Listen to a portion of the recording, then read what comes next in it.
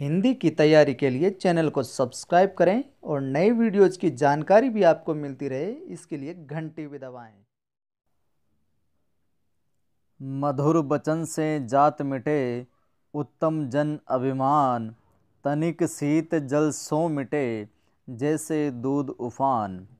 नमस्कार दोस्तों, मैं आदि गणेश आपका एक बार फिर से स्वागत करता हूं प्रज्ञा प्रवाह की टेस्ट सीरीज के भाग 12 में। सबसे पहले महाशिवरात्रि पर्व की आप सभी को अनंत अशेष शुभकामनाएं। भगवान भोले भंडारी आदिदेव आपकी सारी मनोकामनाएं पूर्ण करें और यूं ही कर्म पथ पर आगे अग्रसर होते रहें। आप अच्छा लगे तो लाइक कीजिएगा, शेयर कीजिएगा और कमेंट कीजिएगा। चलिए शुरुआत करते हैं। आज ये प्रज्ञा प्रवाह की हमारी आखिरी टेस्ट सीरीज होगी। इसमें एक दो पाठ जो शेष रहे हैं उन सभी के प्रश्नों का संकलन कर लिया जाएगा। अगली सीरीज में अगली पुस्तक प्रारंभ हो जाएगी। चलिए देखते हैं। सबसे पहले बात करेंगे शिवाजी का सच्चा स्वरूप, सेठ गोविंददास जो कृत है वहाँ से। चलिए देखते हैं। सेठ गोविंददास द्वारा रचित रचनाएं हैं। सप्तरश्मि 1940 में, एकादशी 1942 में और पंचभूत ये इनके द्वारा कृत रचनाएं हैं।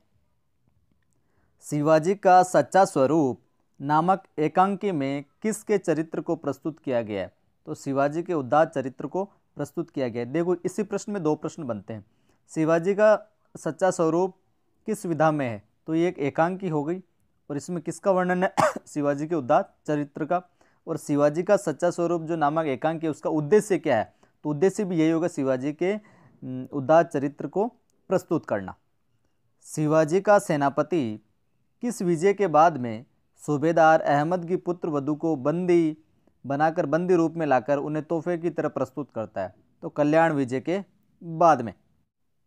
शिवाजी के पेशवा का क्या नाम था? यहाँ पर पिता मिसटाइप हो गया। शिवाजी के पेशवा का क्या नाम था? मोरोपंत पिंगले, पेशवा पिंगले। शिवाजी के सेनापति का क्या नाम था? आवाजी सोनदेव। आगे बात करें तो मेणा शब्द का क्या अर्थ है? मेणा का अर्थ होता है पालकी। हम्मालों के पीछे जो मेणा थी उसमें क्या था? तो उस मेणा के अंदर सूबेदार अहमद की पुत्र वधू को लेकर आए थे। शिवाजी ने अहमद की पुत्र वधू से पहला वाक्य क्या कहा था? कि माँ, शिवा अपने सिपह सालार की नामाकुल हरकत पर आपसे मुआफ़ी चाहता है। शिवाजी का जो सच्चा स्वरूप एकांकी है ये किस प्रकार की एकांकी है? तो ये एक ऐतिहासिक एकांकी है। आवाजी ने पुत्र वधू को उठा लाकर किस प्रकार का काम किया था? एक प्रकार से घृणित काम किया था उन्होंने।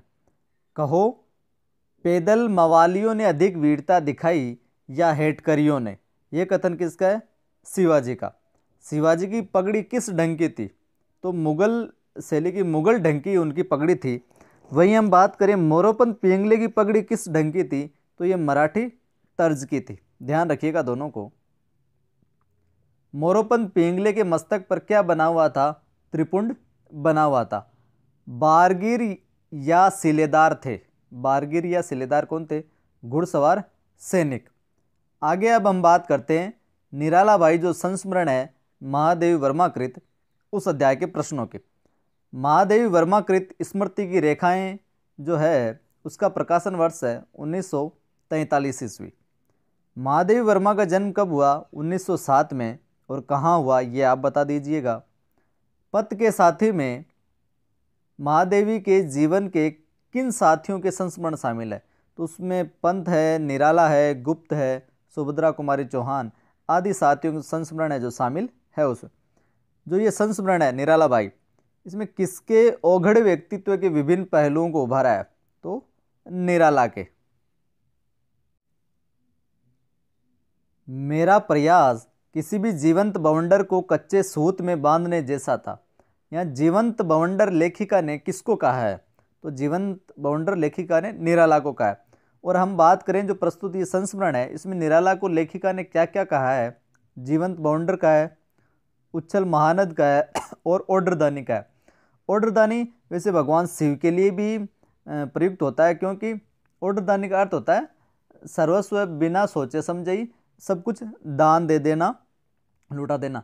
तो भोलेनाथ को भी जैसे आज महाशिवरात्रि का पर्व है, भोलेनाथ को भी जो वरदान मांगने वाले होते थे असुर वगैरह, वो उन्हीं की ज़्यादा तपस्या करते थे, तो कि भोलेनाथ जल्दी प्रश्न हो जाएंगे और बिना सोचे समझे ही वरदान दे देंगे। 300 रुपये लेकर निराला जी महादेवी वर्मा के पास किस लिए आए थे?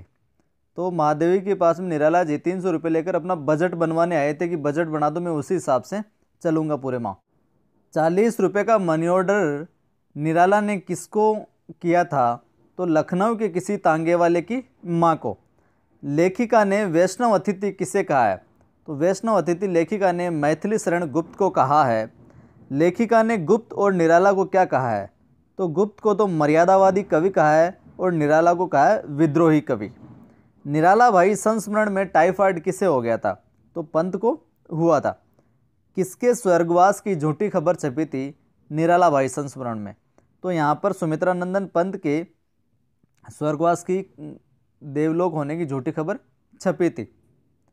लेखिका ने दिन और रात को किसके पैर बताए हैं? तो लेखिका ने जो दिन और रात होते हैं उसको अतीत के पैर बताए यहाँ पर। अब हम गिरते हैं पंत के साथ तो रास्ता कम अखड़ता था, पर अब सोचकर ही थकावट होती है। उपयुक्त कथन किसका है? तो ये निराला का कथन है। अपरा पर निराला को कितने रुपए का पुरस्कार मिला था? तो 2100 रुपये का पुरस्कार मिला था अपरा पर निराला को। निराला ने किसकी विधवा को 50 रुपये प्रतिमाह भेजने का प्रबंध किया? तो मुंशी नवजादिक लाल की विधवा को। किस रोग में गेरू मिले आटे के पुए खाए जाते हैं? तो पित्ती रोग में खाए जाते हैं ये। महादेवी वर्मा के अनुसार किसकी निधियों से हिंदी साहित्य समृद्ध हुआ है? तो निराला की निधियों से। धूप में धुला गेरू का पर्वत किसे कहा गया है? तो इस अध्याय में धूप में धुला गेरू का पर्वत से भी निराला को नवाजा गया, निराला को कहा गया है ये। निराला जी ने गेरिक वस्त्र कब पहने थे? तो ये एकादशी को पहने थे, ध्यान रखिएगा। चलिए अब हम बात करते हैं उधार मांगना भी एक कला है। डॉक्टर बरसाने लाल चतुर्वेदी कृत जो अध्याय है वहाँ से प्रश्नों का संकलन। हाथी के पंख किस कवि की कहानियों तथा निबंधों का संग्रह है? डॉक्टर बरसाने लाल चतुर्वेदी। इसमें निबंध और कहानियाँ दोनों हैं हाथी के पंख में। बरसाने जी के निबंधों के नामों की बात करें तो हम चाटुकारिता एक कला है, बारात की बात और श्री मुक्तानंद जी से मिलिए, ये इनके निबंध है। बरसाने लाल चतुर्वेदी जी की शैली किस प्रकार की है? तो ये विचारात्मक या विचार प्रधान प्रकृति के हैं। बिना पूंजी व्यापार प्रारंभ करने के लिए क्या ज़रूरत होती है? तो उधार मांगने की कला का अभ्यास करना चाहिए व्यक्ति को। यदि आपको उधार मांगने की कला में पारंगत होना है तो सर्वप्रथम अपनी चमड़ी को मोटा बनाइए। ज़्यादातर जो शौक या उधार लेने वाले होते हैं इस बहाने को पेनिसिलिन के इंजेक्शन की तरह प्रयोग करते हैं। वो कौन सा बहाना है? कि भाई अभी तो वेतन ही नहीं मिला है। 5 उंगलियां घी में का क्या तात्पर्य है? सब ओर से लाभ ही लाभ। जो बड़े कलाकार होते हैं वह अपने साथ क्या रखते हैं? तो बड़े कलाकार जो होते हैं बैंक की पासबुक तथा चेक दोनों अपनी जेब में रखते हैं। लेखक के किस मित्र ने उनसे 1 रुपया उधार लिया था? मक्खनलाल ने। उधार मांगने को किसके समान बताया गया है? तो उधार मांगने पंछी के समान है, होता है एक जिसका शिकार किया जाता है। उधार संप्रदाय के मानने वाले कहाँ मिलेंगे आपको?